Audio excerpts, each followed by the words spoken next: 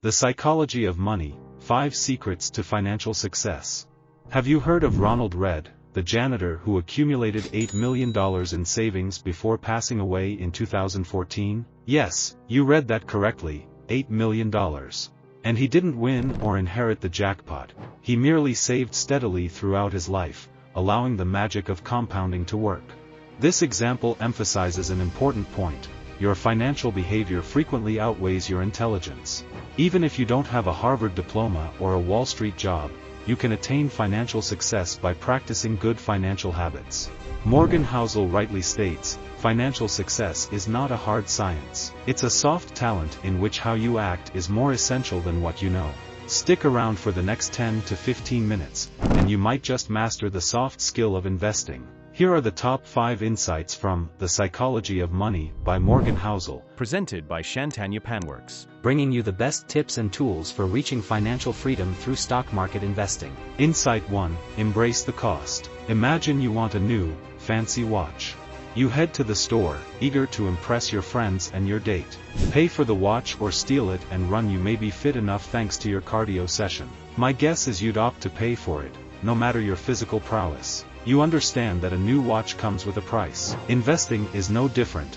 It comes with its own cost: volatility. High returns in the stock market require you to weather the storm of market fluctuations. Consider this: 10 years ago, if you had the foresight to invest heavily in Netflix, you'd be quite wealthy today. But could you handle the journey? Netflix experienced significant downturns, losing tons of customers and dropping 80% from its peak in 2011. Could you have stayed the course, facing your family with the knowledge that you might have jeopardized their future? Even with a less extreme strategy, like investing in an S&P 500 index fund in 1980, you'd have faced 13 years of 20% downturns and 8 months of 50% declines. Investing in the stock market is a path to wealth, but it's not free. All investors experience volatility. It's the price of a brighter future. Insight 2.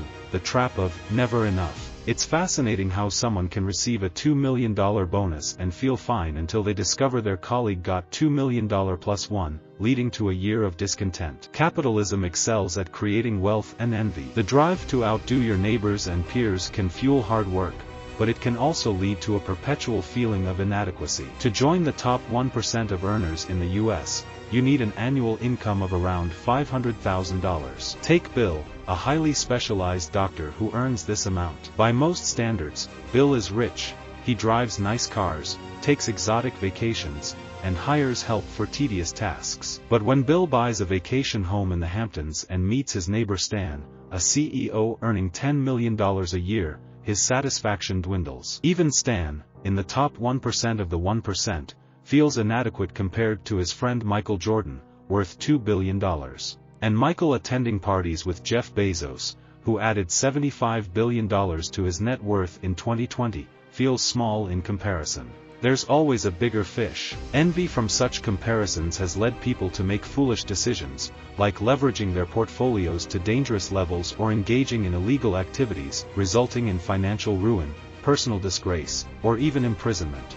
By learning how to become a successful investor, you'll likely achieve a level of financial freedom most can only dream of. But you must recognize when enough is enough. Don't trade what you have and need for what you don't have and don't need, even if it's tempting. Insight 3. Perception shapes behavior. At first glance, many people's financial decisions seem crazy. Some spend lavishly on frivolous items, while others hoard money under their mattresses. But remember, people come from different backgrounds with unique life experiences, education, and values. What seems irrational to you might make perfect sense to someone else. Morgan Housel uses the example of lottery tickets. The lowest income households in the US spend over $400 annually on lottery tickets, 4 times more than the highest income group. This is astonishing, considering that more than a third of Americans can't come up with $400 in an emergency. Are they spending their emergency savings on lottery tickets? It seems crazy, but from their perspective, it's not. They live paycheck to paycheck with little opportunity to save,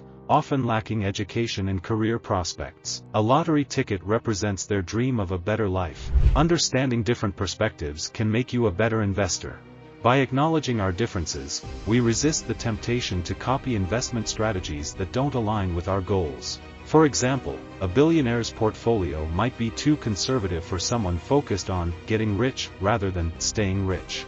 This understanding also helps us avoid investments outside our circle of competence. During the GameStop drama, for instance, I stayed out because I'm not a trader.